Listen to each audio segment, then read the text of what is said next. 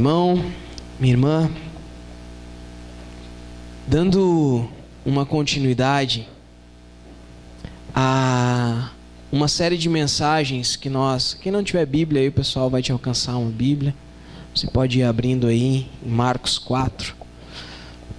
Dando continuidade a uma sequência de mensagens que nós iniciamos no dia 16 de setembro, no culto de domingo do dia 16 de setembro, e que fomos interrompidos, pelo nosso Senhor, quando tivemos a oportunidade de compreendermos um pouco mais do seu reino, no dia em que Ele levou consigo, o meu pai, o seu Dirceu, que vocês conhecem tanto, e que participaram de tantas alegrias juntos com ele. E em decorrência disso, acabei me resguardando de alguns cultos, e hoje retomamos, e eu agradeço a paciência e o carinho de todos vocês, mas seguimos em frente, e o texto de hoje é a sequência dessa mensagem e faz parte de uma série de 3 mensagens que falam de parábolas, de pequenas parábolas do nosso Senhor Jesus, que encontram-se no Evangelho de Marcos, capítulo 4. E a primeira dessas parábolas, nós falamos a respeito da lamparina, da luz que temos em nós, que brilha sobre as nossas vidas, e que essa luz de maneira alguma deve estar escondida debaixo da cama, ou até mesmo debaixo de um cesto. E nós falamos a respeito desse processo e do quanto isso é importante. Falamos a respeito do que é viver nessa luz. Falamos a respeito de que muitas vezes pensamos que estar nessa luz significa que estamos puros, estamos de certa forma perfeitos, aperfeiçoados, que fazemos as coisas certas porque nos manifestamos na luz. E quando naquela oportunidade chegamos à conclusão que de fato aqueles que estão na luz são aqueles que batem no seu peito e dizem: ai de mim, Senhor, porque sou um pecador. Porque na luz eu tenho a revelação de quem eu sou, onde estou e o porquê e o que estou fazendo. E quando olhamos para esse processo e entendemos que não pelo simples fato de estarmos na luz, não quer dizer que já estamos aperfeiçoados, já somos perfeitos, já estamos santos e puros, damos essa continuidade falando a respeito da segunda parábola que segue. E essa parábola fala a respeito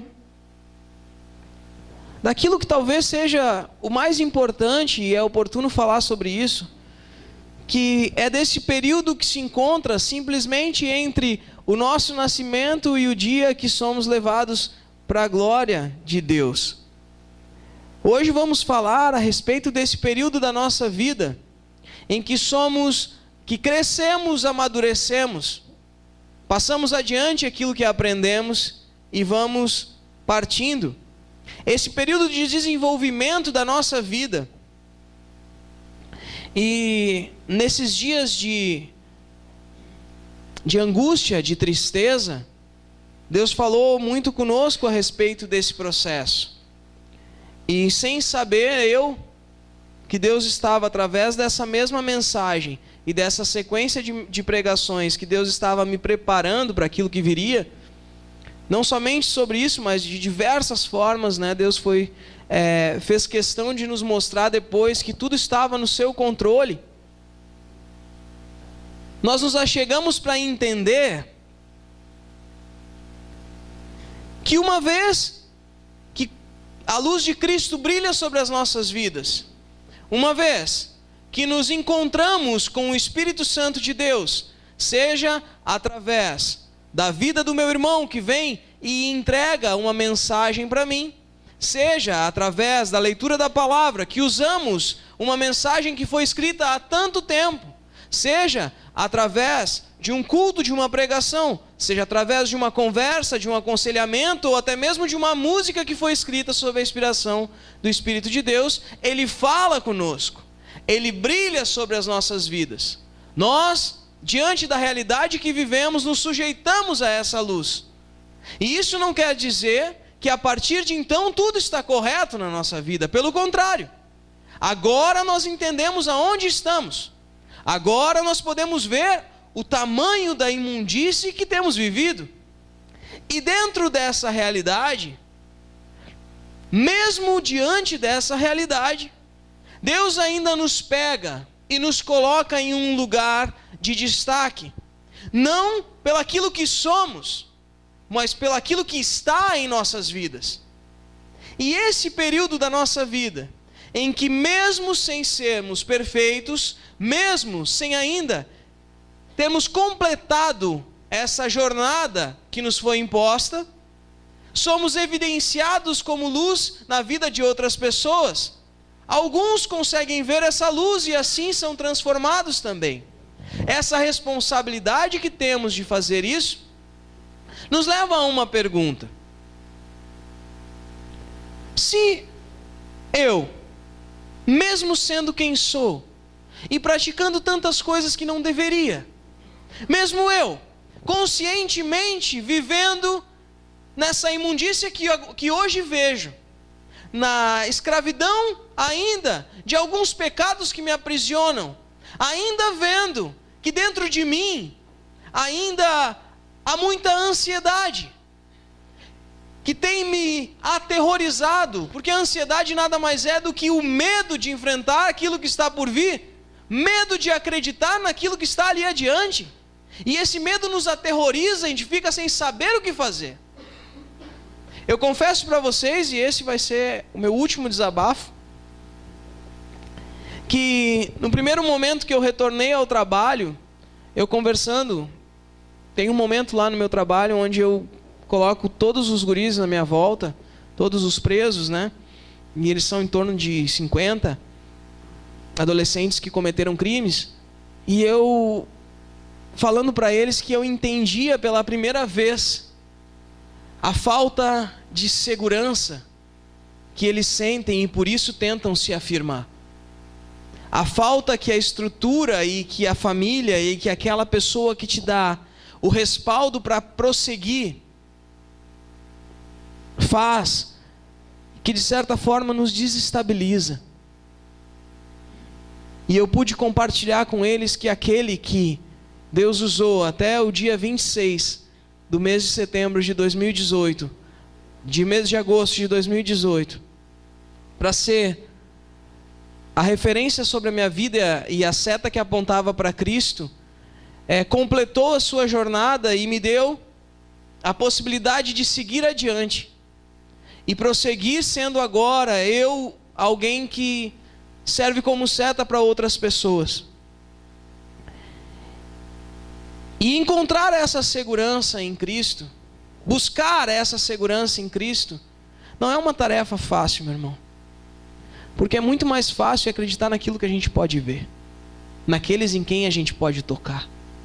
E Deus, sabendo dessa nossa incredulidade, Ele formata a nossa fé através da família e depois nos presenteia com a igreja, que nos faz entender que existe alguém aqui que me ama e que eu posso tocar. E esse alguém aqui que me abraça, ele serve como os braços do nosso Senhor Jesus. E nos acolhe de tal maneira que nos faz, mesmo na ausência daquilo que desde sempre foi a base da nossa segurança, nos traz de volta, seguros nos braços do Pai.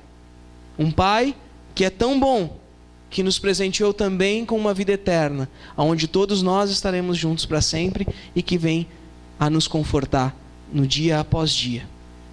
Mas, irmãos, sendo ainda tão difícil encarar, além da ansiedade, sendo tão difícil de encarar A ilusão que nos prende, nos aprisiona. A ilusão desse mundo, mesmo nós, cara, tu entende? Que Deus nos colocou na luz. Você um dia olhou para Cristo e disse: eu quero isso para mim. E a luz brilha sobre as nossas vidas. A gente sabe aonde a gente está e no que estamos nos metendo. Nós olhamos ainda para nós e encontramos. Olha para o irmão que está do teu lado. Diz para ele: meu irmão, existe algo imoral aí? Ai, ai, ai. Não olha para mim mais, irmão, que agora eu fiquei com vergonha.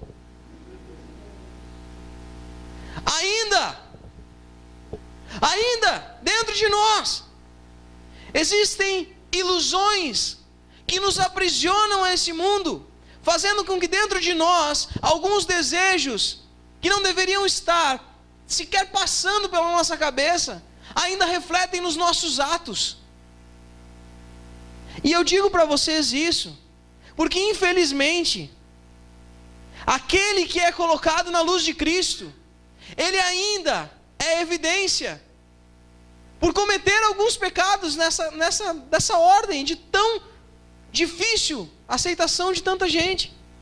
E acabam de alguma forma sendo, através desses pecados, o motivo de tentarmos pegar um cesto e colocarmos nessa luz, para que ninguém veja. Você entende o que eu estou fazendo? O que eu estou falando? Você entende aonde nós queremos chegar? Existem coisas ainda dentro de nós. Eu falei também no culto do dia 16, relembrando, que existe uma cadeia que nos aprisiona. E essa cadeia se chama orgulho.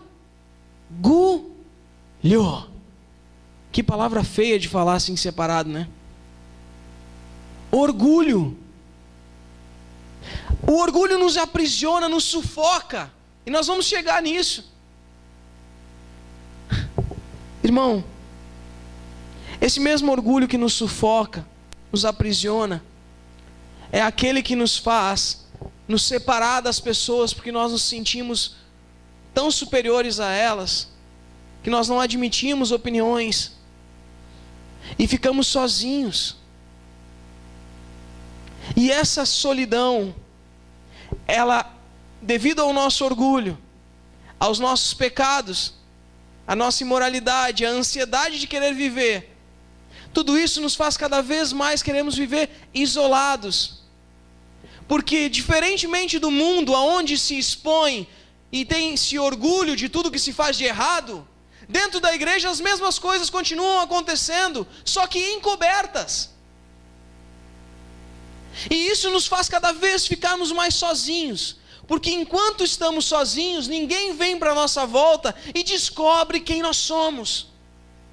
E naquele lugar onde nós deveríamos sentir os braços de Deus nos acolhendo, sentimos o quê? A solidão daquele que se esconde. Você já brincou de esconder quando era pequeno? Momento, brincadeira. Eu tinha muito medo de brincar de esconder. Eu não sei vocês, mas eu, cada vez que eu me escondia, eu ficava louco de medo de alguém me achar. Porque nem sempre o esconderijo era um lugar onde eu podia ver quem estava me procurando. Já passou por isso, irmão? Quem é que já brincou de esconder quando era criança?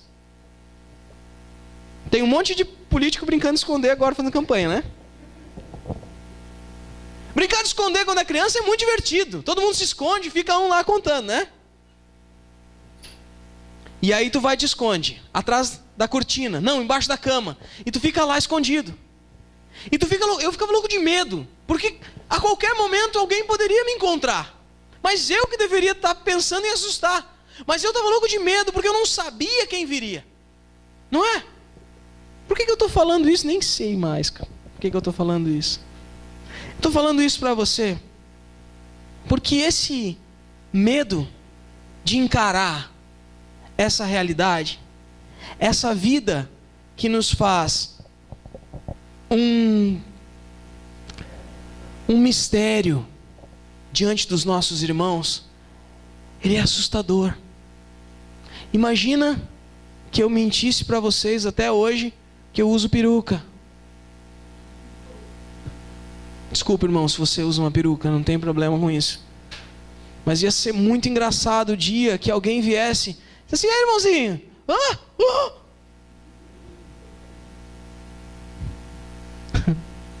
Tem gente que não deixa conversar com o namorado porque tem medo de que descubra que usa peruca. Mas não é peruca que nós estamos falando. Eu não quero ser amigo de ninguém, porque se alguém descobrir o que eu faço, eu vivo com medo, me escondendo. Deus o livre que meu esposo tenha a senha do meu celular, que a minha esposa converse com os colegas de trabalho. Irmãos, não é por causa da tua santificação que você está na luz e está em evidência, mas é porque você está na condição de alguém que sabe aonde está, sabe o que você faz e sabe principalmente quem você é. Você encontrou a Jesus, você está na luz. Tudo aquilo que está coberto será azar o seu. Quer viver com Cristo? É assim que funciona. Falamos sobre isso semana passada. E o mais legal é que aquele que quer viver assim, aquele que tem, ou seja, aquele que pega isso e guarda para si, mais ainda vai receber. E aquele que não tem, ou seja, aquele que despreza essa luz, até o pouco que tem será tirado. Hoje nós vamos falar sobre o que acontece conosco aqui, revelados na luz de Cristo. Como é que funciona a partir de agora? Se antes no mundo eu fazia tudo errado, estava lá, aterrorizado por ansiedade, iludido por imoralidade, aprisionado pelo meu orgulho e numa profunda solidão, eu chego na igreja, procuro um recurso, eu vou até o hospital porque estou precisando de socorro. Chego lá, e enquanto eu deveria encontrar os braços de Cristo me acolhendo e me amando, eu encontro uma cadeia que envolve o mesmo orgulho, a mesma imoralidade, a mesma solidão e a mesma ansiedade. E isso é a melhor estratégia do mundo de afastar as pessoas de Deus, que se chama religiosidade. E quando nós estamos fartos de religiosidade, e quando nós não aguentamos mais as pessoas falando para nós que são isso, são aquilo. Então, tu sabe, irmão, que eu tenho que ter um cuidado, né? Porque daqui a pouco alguém descobre esses vídeos e começa a olhar, né? Mas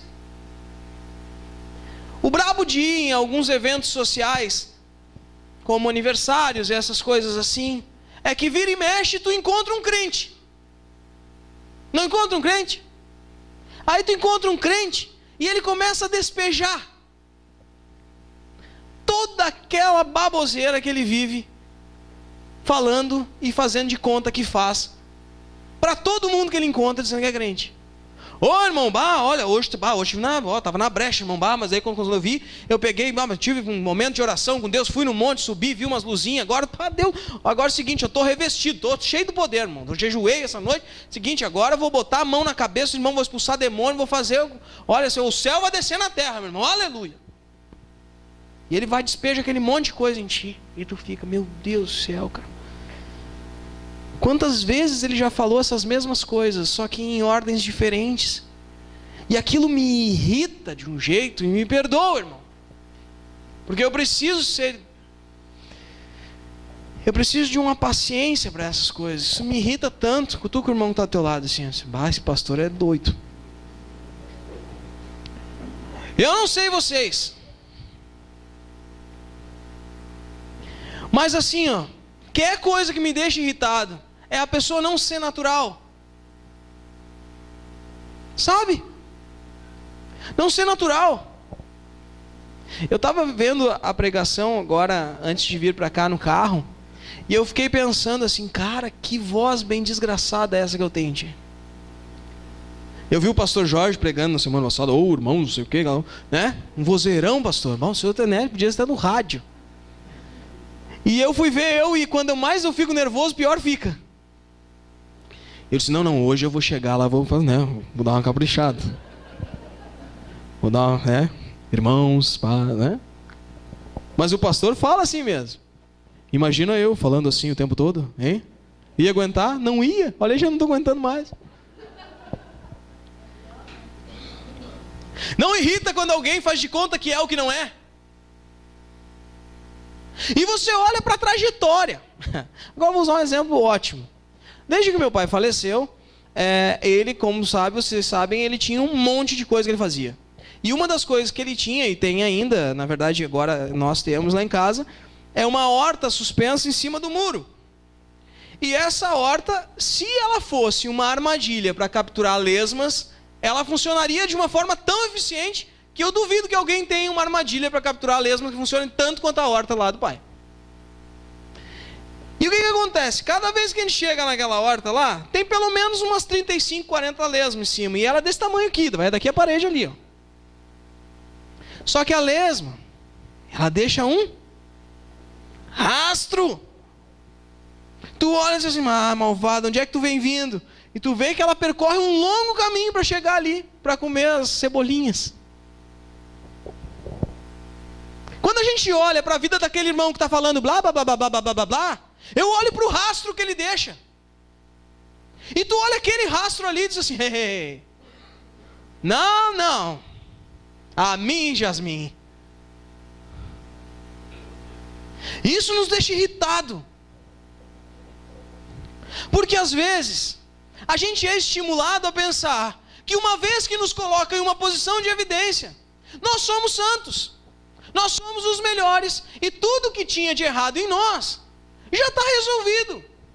Porque, infelizmente, muita gente prega e fala isso, que aquele que está lá naquele lugar, ele alcançou isso porque ele porque ele faz o quê? Porque ele é santo, ele está mais perto de Deus. Irmão, essa é o maior motivo de frustração e de que as pessoas saem da igreja. Se eu pedir para você levantar a mão aqui, quantas vezes você já se decepcionou com o pastor, cara? Vai ter gente que vai faltar a mão para levantar. Eu já me decepcionei com mais de 2, então para mim já falta a mão, tem que levantar o pé junto. Por quê? Porque se cria uma expectativa. E aí, quando tem os mau caráter que ainda acreditam naquilo lá, eles saem mentindo que são. E quando você descobre, porque não existe nada que está coberto que não vai ser, o que acontece? Eu que não quero mais saber daquele lá, daquela igreja, daquela gente, daquele todo mundo. E aí as pessoas colocam rótulos em algumas congregações e ministérios, por causa de 1, 2 ou de uns 20, sei lá, que tem lá que são corruptos e atrapalhados. Quando na verdade todos nós diante da cruz estamos num terreno plano. Todos carecemos da mesma luz e da mesma misericórdia de Deus. E se isso fosse assim compreendido, as nossas frustrações seriam mais fáceis de serem saradas. Mas hoje nós vamos falar do que acontece com a gente enquanto nós estamos nesse processo. Olha para o irmão aí, estamos na luz, irmão. E agora? Estou até falando de Jesus para umas pessoas, mas não estou santo ainda. Pessoal, eu não estou santo ainda, irmão. Você sabe, né? Você está do lado da patroa, né? Eu sei. Sei. Ontem eu estava vendo uma pregação, semana do Zé Bruno, né? Para variar, que eu assisto mais. E ele falou que ele tem na casa dele um imã de geladeira lá, que é da esposa dele, que diz assim: todos querem salvar o mundo, mas ninguém quer lavar a louça. Né? E aí o cara quer ir para a missão, mas não lava a louça, né? é interessante porque a gente é preparado para coisas grandiosas, sendo que Jesus fez coisas tão pequenas, né, comparado àquilo tudo que a gente espera, principalmente com relação à publicidade e evidência, né? Coisas pequenas que ele fez chegaram até nós hoje, tantos anos depois, e a gente quer milhões e milhões de pessoas, igrejas com tantas pessoas. Assim, cara, o pouquinho que a gente faz por uma pessoa pode levar uma vida inteira. Eu falei para um rapaz agora essa semana que perdeu o pai também, o Luiz Henrique, né, o Cachoeiro. E ele e a esposa dele está grávida e tal. E ele diz assim, que ela ficou chateada porque nenhum, nem outro, o bebê não ia conhecer nenhum dos avós, porque os dois faleceram antes de nascer, um ano atrás e o pai dele esse ano, né? O pai da esposa dele, o ano passado, e o pai dele esse ano, agora, esse final de semana. E eu disse para ele, cara, eles vão conhecer sim. Ele vai conhecer sim, ela ou ele vão conhecer sim o vô que eles têm, porque eles vão ver o vô deles em vocês. E é assim que o evangelho deveria ser. E é sobre isso que a próxima parábola vem falar. A parábola da semente. Capítulo 4 do Evangelho de Marcos, versículo 26. Diz assim: o reino de Deus é como um homem que joga a semente na terra. Quer ele esteja acordado, quer ele esteja dormindo, ela brota e cresce, sem ele saber como isso acontece. É a própria terra que dá o seu fruto. Primeiro aparece a planta, depois a espiga, e mais tarde os grãos que enchem a espiga. Quando as espigas ficam maduras, o homem começa a cortá-las com a foice, pois chegou o tempo da colheita. Amém? Irmão, luz, esconder a luz, falar de Jesus, não julgar as pessoas, entender que todos estamos dentro do mesmo patamar de pecador. E aí, Jesus envereda para o lado da semente. E a parábola, como vocês sabem, é uma analogia feita a respeito de um exemplo de algo que se vivia no cotidiano, que se torna de fácil compreensão para as pessoas que estavam ali na sua volta. Jesus ele fala que precisamos ser luz, precisamos ser colocados em evidência, precisamos apresentar o evangelho, precisamos nos preocupar com as pessoas e usar de forma correta aquilo que temos sido transformados e aperfeiçoados. E na sequência ele fala sobre o reino de Deus é como um homem que joga a semente na terra. Vamos para o exemplo. Um homem que joga a semente na terra. Diz o seguinte, que ele lança a semente, e depois que ele lança a semente, se ele estiver dormindo, se ele estiver acordado, o que ele estiver fazendo, nada importa. Depois que aquela semente está na terra, a terra dá o crescimento dela sozinho. O homem que lançou a semente não precisa fazer nada. E aquela semente vai crescer, vai fazer a plantinha, né? A erva, né? Como diz na outra versão. A planta, né? Depois, mais tarde, os grãos enchem a espiga, fica maduro, passa a foice e leva embora. Primeiro, irmão, quem é o homem? Quem é a semente? E o que é a terra? A gente precisa saber isso para entender essa mensagem. Quem é o homem? Quem é a semente? E quem é a terra? Por incrível que pareça, isso é muito complicado. E se a gente entender isso errado, dá tudo errado. Dá tudo errado. Você conhece uma outra parábola bem mais conhecida do que essa, até porque essa parábola só é referida no Evangelho de Marcos, essa que nós lemos agora, do crescimento. Qual é a parábola que você conhece a respeito disso, que é muito mais conhecida? Lembra? Parábola do semeador. Lembra da parábola do semeador? O que acontece na parábola do semeador? Ah, você lembra? A parábola do semeador. Certo homem, o reino de Deus era como um homem que que vai semear, né? E no meio do caminho ele perde algumas sementes, deixa cair algumas sementes no caminho. Essas sementes vêm os pássaros e as roubam, comem.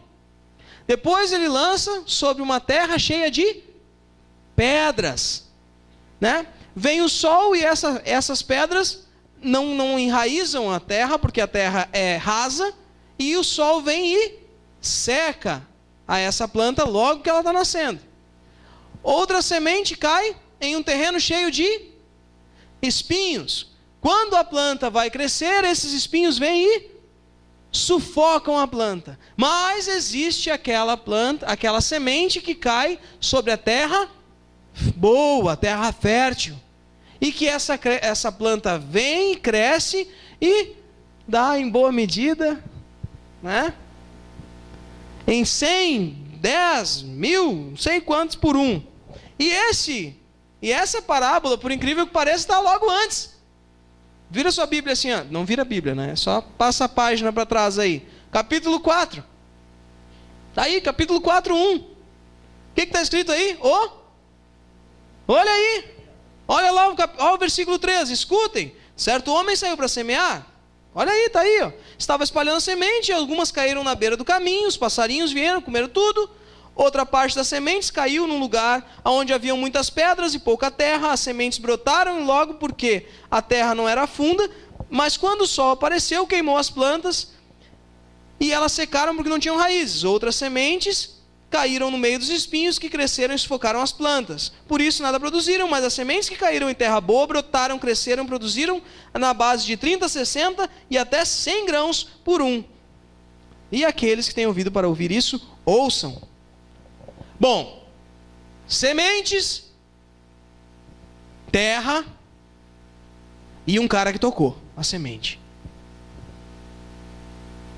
Semente, terra e um cara que tocou a semente logo depois. A única diferença dessa para outra é que essa aqui Jesus explica. E a explicação diz o seguinte. Vocês entenderam essa parábola? Versículo 13. Como vão entender as outras? E continuou, versículo 14. O semeador semeia a mensagem de Deus. Algumas pessoas que a ouvem são como sementes que caíram na beira do caminho. Logo que ouvem, Satanás vem e tira a mensagem que foi semeada no coração delas. Outras pessoas são como as sementes que foram semeadas onde haviam muitas pedras. Quando ouvem a mensagem, elas a aceitam logo com alegria. Mas depois de um pouco tempo, essas pessoas abandonam a mensagem porque ela não criou raízes nelas. E quando, por causa da mensagem, chegam os sofrimentos e as perseguições, elas logo abandonam a sua fé. Ainda, outras são parecidas como as sementes que foram semeadas no meio dos espinhos. Elas ouvem a mensagem, mas quando aparecem as preocupações desse mundo, a ilusão das riquezas e outras ambições, essas coisas sufocam a mensagem e ela não produz frutos. E existem aquelas pessoas que são como as sementes que foram semeadas em terra boa. Elas ouvem e aceitam a mensagem e produzem uma grande colheita. Umas 30, outras 60 e ainda outras 100 vezes mais do que foi semeado. Amém? Quem são e o que é a semente? A mensagem de Deus. O que é a terra?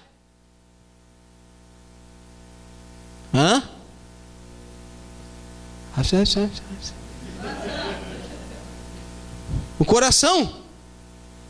Mas coração tem dono, né? As pessoas. Então a semente é a mensagem de Deus. E a terra são as pessoas. Coração. Coração das pessoas. Quem é que lança a semente? Alguém. Porque a mensagem, ela é espalhada, não é? Não é isso? Espírito de Deus? Através de alguém? Essa mensagem, que é a semente, ela encontra terra boa e terra que não é boa, não é? E se a terra são as pessoas, cutuca o irmão aí. Se a terra são as pessoas, tem pessoa que é boa e pessoa que não é boa? Hã? Olha só. Ô irmão, a terra não são as pessoas? E tem pessoa que é ruim? Opa. Não, a semente tem que cair em terra boa. A terra são as pessoas. A semente é a palavra de Deus. Então quer dizer que se a mensagem de Deus cresceu na minha vida, é porque eu sou bom.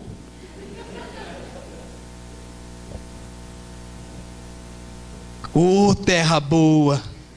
Hã?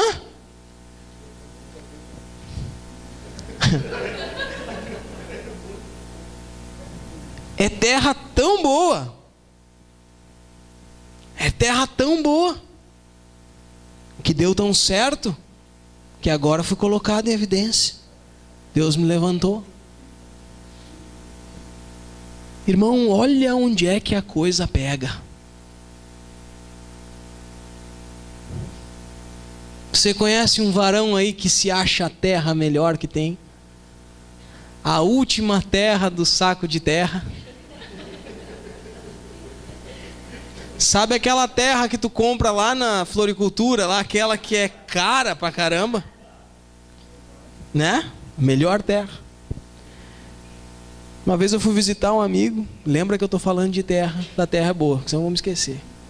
Uma vez eu fui visitar um amigo, cheguei lá e vi uma churrasqueira desse tamanho assim. Eu disse, masada, uma casa menor que a churrasqueira. Eu disse, que tal? Aquela baita churrasqueira lá no fundo. E eu disse, não, vamos, né? Conversando e tal. Daqui a pouco chegavam umas pessoas lá, nós conversando, sentados na sala. E o pai dele ia lá para volta daquela churrasqueira e saía com a pessoa para frente. E eu disse, mas que tal? O que ele está fazendo? E ia para volta daquela churrasqueira e saía com aquela. E eu não me aguentei, né?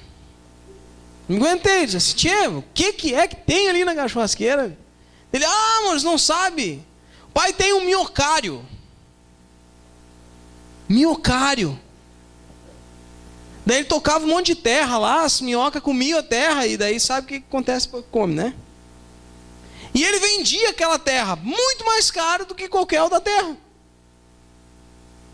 Uns saquinhos assim, a pessoa ia lá e comprava terra das minhocas. Achei demais aquilo. E era enorme. Acho que aquela terra era uma terra boa, porque era mais cara do que as outras. Às vezes a gente acha uma terra tão boa, mas a gente é a coisinha da minhoca, né?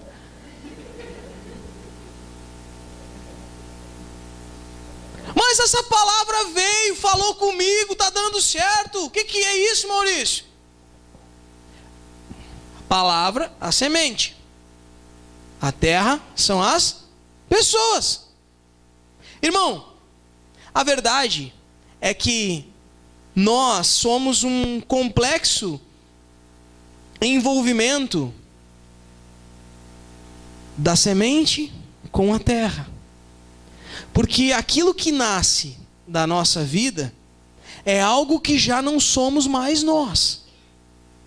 Mas de certa forma nós não somos a terra, porque nós vimos que a terra é que dá o crescimento, não é? A gente acabou de ver na outra parábola que diz o seguinte: lança a semente na terra e não faz mais nada, porque quem faz é a terra que dá o seu fruto. E eu posso dizer uma coisa para ti, meu irmão: a vida inteira tu tem tentado dar fruto, mas tu sozinho é pó. Pó sem vida não dá fruto. A terra é o complexo sistema aonde nós reconhecemos, primeiro,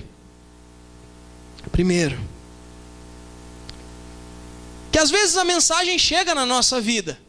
Às vezes ela chega num momento sem querer, que a gente nem está querendo saber do Evangelho. Você já passou por isso? Talvez você esteja aqui hoje, você não queira saber de transformação.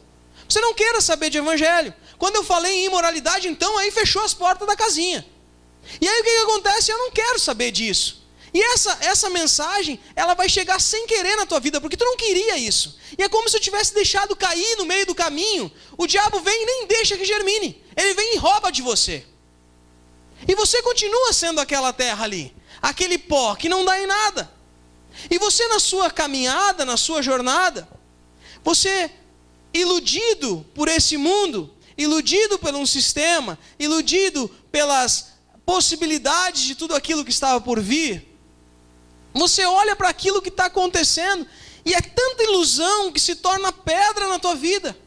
Não só pedra de tropeço, mas também a ilusão que ela é rasa. Eu falei no culto da semana passada que a ilusão, ela faz isso com a gente. Ela faz com que a gente tenha uma satisfação que ela dura muito pouco tempo. Quem aqui já tomou um porre, já usou droga, entendeu? Já saiu com prostituta, já fez um monte de coisa errada. Já foi para balada, encheu a cara, saiu com um monte de cara ao mesmo tempo. Sabe? Tudo isso na cabeça de quem está vivendo parece que é algo que vai trazer muita satisfação. Tem gente que fica falando, e é crente, que fala: ah, meu tempo, aquele tempo era bom, tempo, treva. Ah, meu tempo. Claro, teu filho adolescente vai fazer a mesma coisa que tu. E não chora, porque o mundo está mais cruel agora do que era antes. E o que acontece? Naquele tempo, aquelas coisas duraram quanto? Quanto durou? Quanto durou o teu primeiro porre? Uma noite? Quanto durou a tua primeira experiência? Foi pouco, não me vem. E foi uma desgraça. E tu pensa que a vida inteira significa isso. E é curto, é raso. Sabe o que acontece? Tu chega diante de Deus, sendo essa terrinha aí, que de certa forma ela tem algum nutriente, porque ela é cheia de religiosidade. E ela nasce, mas o primeiro solão que pega, seca. E aquela fé que tu tinha, vai embora. E aí eu te pergunto, meu irmão, vale a pena? Até onde a gente vai? Eu quero te dizer o seguinte: a mesma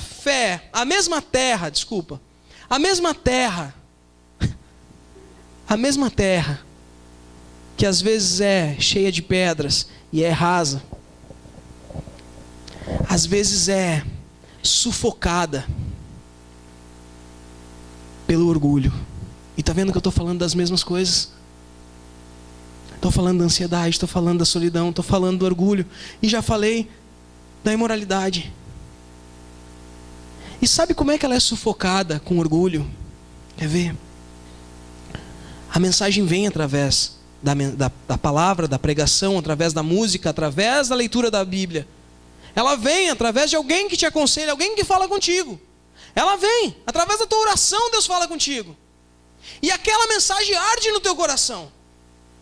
Mas tu é tão orgulhoso para admitir que está errado, que quando aquilo vai crescendo, aquele orgulho espinhento começa a te apertar. E não deixa com que tu faça o principal principal daquilo que demonstra que a tua terra é boa. Porque a terra que é boa é a terra que admite que tudo aquilo não serve. Que tudo aquilo que viveu não serve. Que eu não quero mais ser raso. Eu não quero mais conhecer um evangelho por acaso, sem querer. Eu não quero mais ser sufocado por não querer admitir que estou errado, irmão. Admitir que está errado. Isso faz com que essa cadeia se quebre. O teu orgulho te faz não ir adiante e não crescer aquilo que tem um potencial tão grande e que nós vamos falar na semana que vem. E isso não cresce porque você é orgulhoso.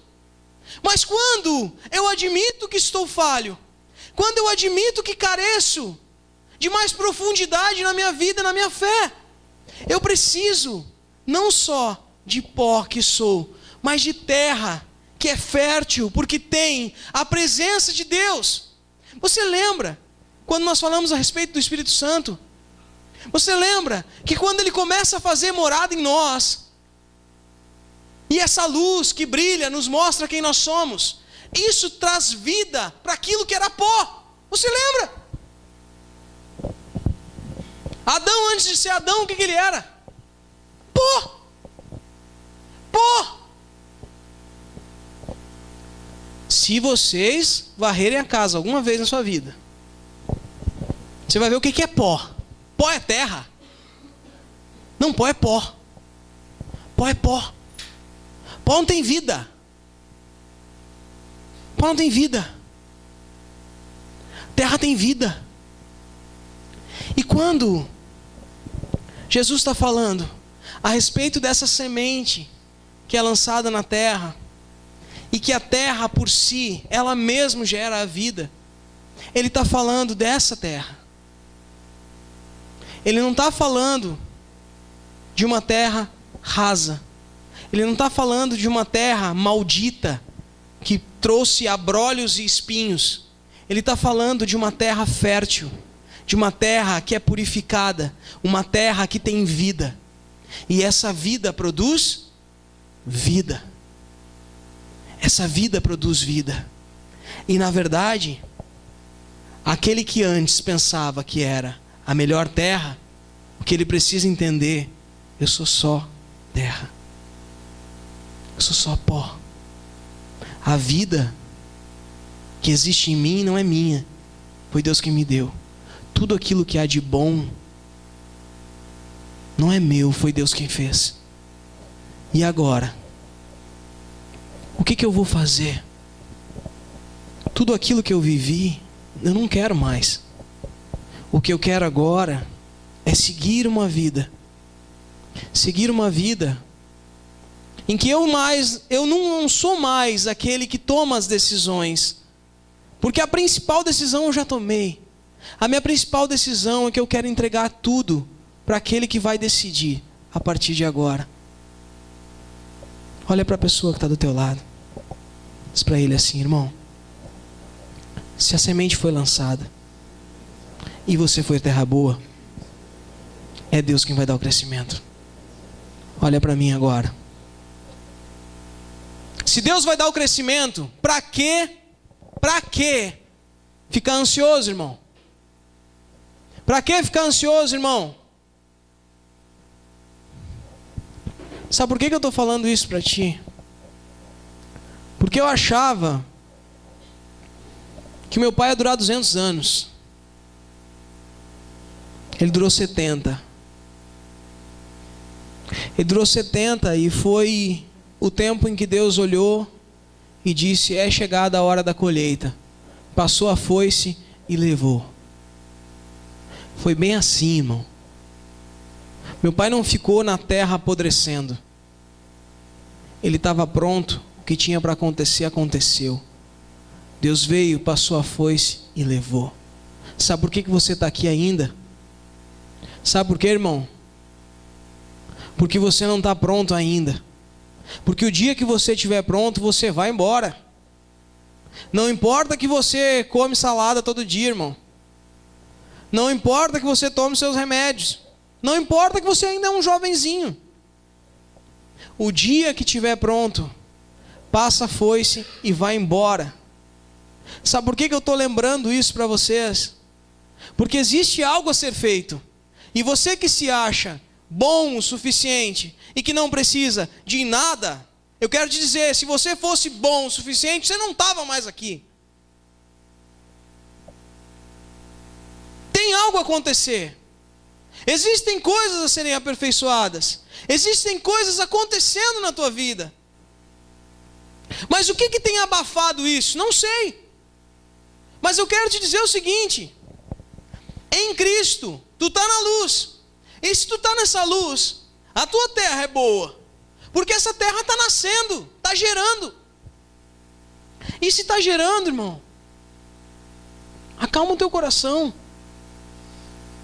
O que está acontecendo agora? O que está acontecendo agora é justamente o que tinha que acontecer agora. O que está acontecendo agora aí na tua vida é justamente o que tinha que acontecer agora na tua vida. Se tu está vivendo agora o tempo de ser pressionado pelos espinhos, eu digo, bom, irmão, que bom, agora, ó, pum, acendeu a luz, olha aí. Vão arrancar esses espinhos aí. Ou não? Ou vão ficar uma vida inteira aprisionado pelo orgulho? Bicudo. Falei lá no retiro. Quem é bicudo, Deus? Quem é biquinho? Vamos parar. Vamos pensar. A luz acendeu. Você já não mais é igual àquele que não sabe o que está fazendo. Sabe? Vamos parar de viver na mentira, na ilusão. Você quer enganar quem? Deus. Você anda daqui até ali e a gente descobre o que você está fazendo. Quem dirá Deus? Você fala 5, 6 palavras com alguém que te ama, essa pessoa sabe se você está bem ou não. É verdade ou não é? Engana tua mãe. Consegue? Engana teu pai. Consegue? Você jura que sim, mas eles, eles te absolvem toda hora. Faz de conta. Faz de conta que não entenderam para não fazer tu passar vergonha. Cadê os pais aqui? É ou não é?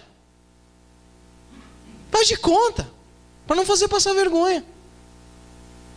Quero te dizer, irmão. Quer enganar quem? Acendeu a luz. Onde é que você está? Qual é o momento que você está vivendo? É exatamente o momento que você precisa viver agora. Porque quem está dando esse crescimento na tua vida é o próprio Deus. Mas eu quero te dizer o seguinte. Se isso que tu está vivendo agora, tu precisou viver para que algo acendesse na tua vida e tu convertesse o teu caminho se sujeitando a Deus, é a hora de fazer isso também. É a hora de fazer isso também. Se você ainda é minado pela prisão da religiosidade, se você ainda é alguém que sustenta uma imagem de quem você não é, de novo, cutuca o irmão aí. É a última vez, irmão. Olha para ele, é a última chance que eu te dou. Não, olha para ele, irmão. Olha para ele, no grão do olho dele aí.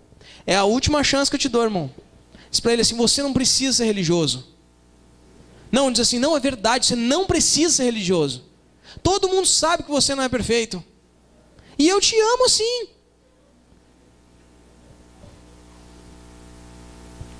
Viu que voz desgraçada? Eu te amo assim, viu? Não foi sem querer. Ô pastor, você tem que me ensinar. Essa impostação assim, eu te amo. Olha aí. Hã? Mas que barbaridade.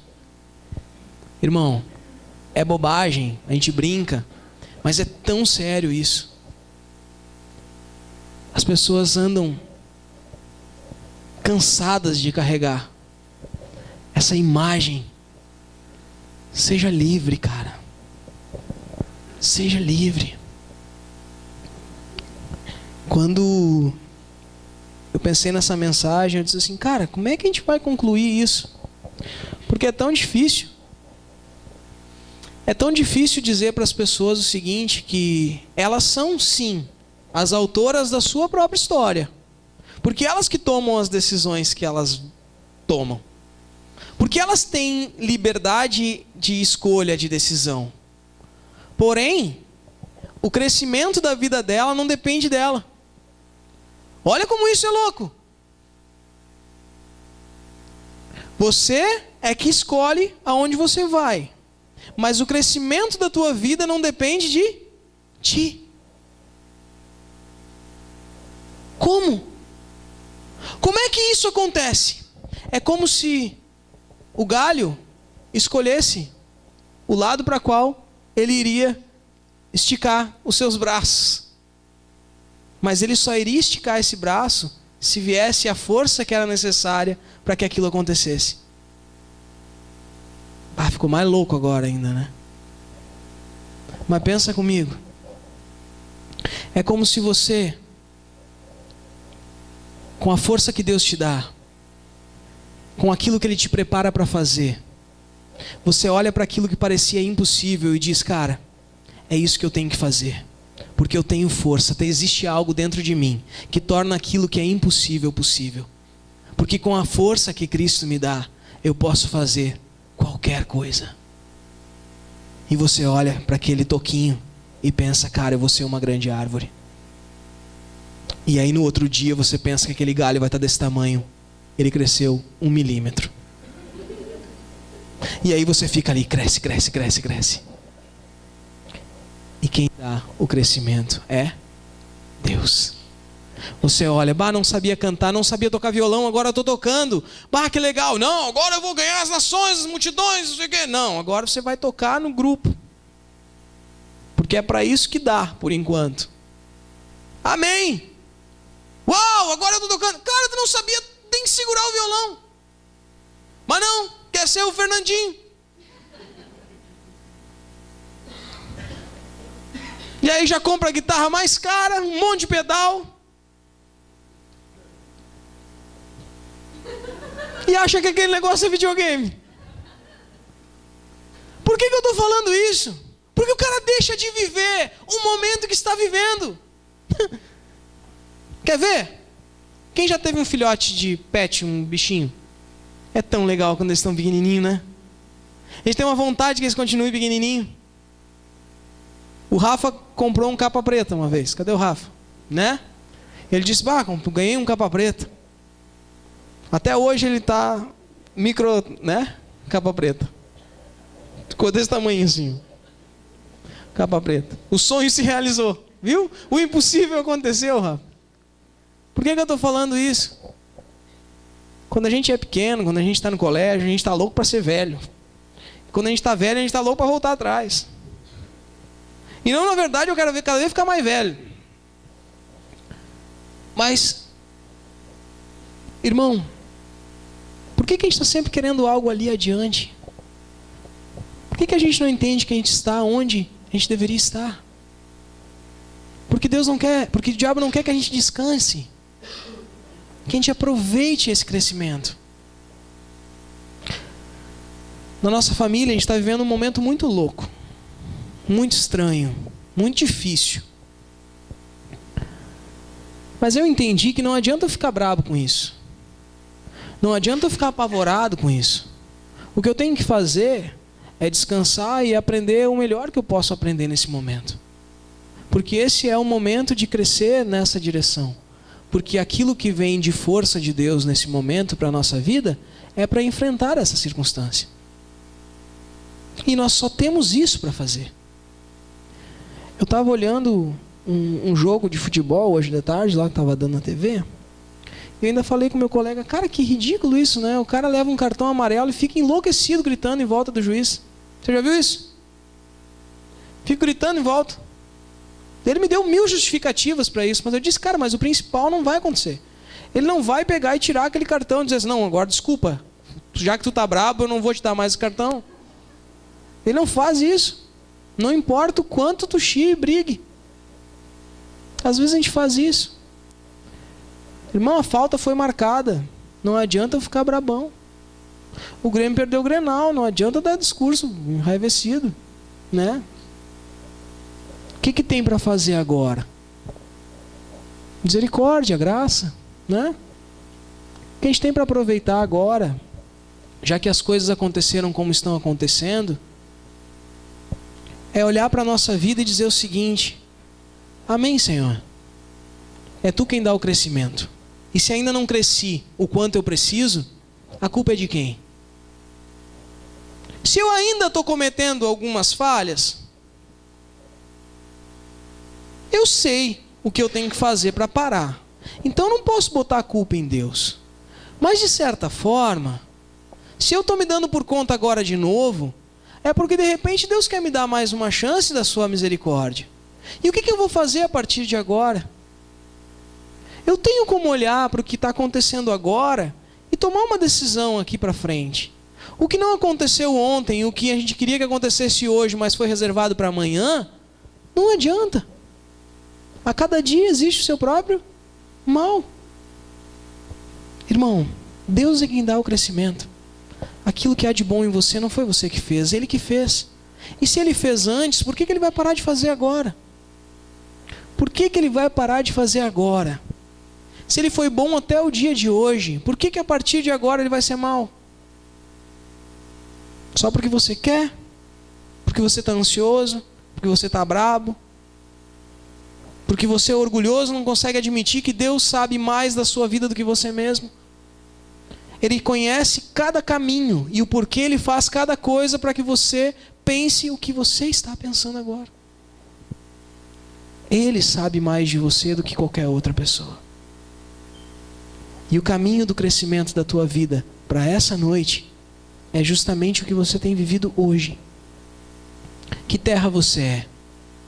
Sinceramente, eu acredito que você é uma terra boa. Porque tem crescido tanta coisa boa de você. Agora, se você se revolta com a forma que você tem crescido, eu lamento. Eu lamento mesmo. Porque você não tem desfrutado do quanto Deus é bom. Porque o diabo não tem deixado você ver aquilo que o próprio Deus tem feito na tua vida. Eu quero te encorajar hoje, irmão, a olhar para as circunstâncias de uma forma diferente.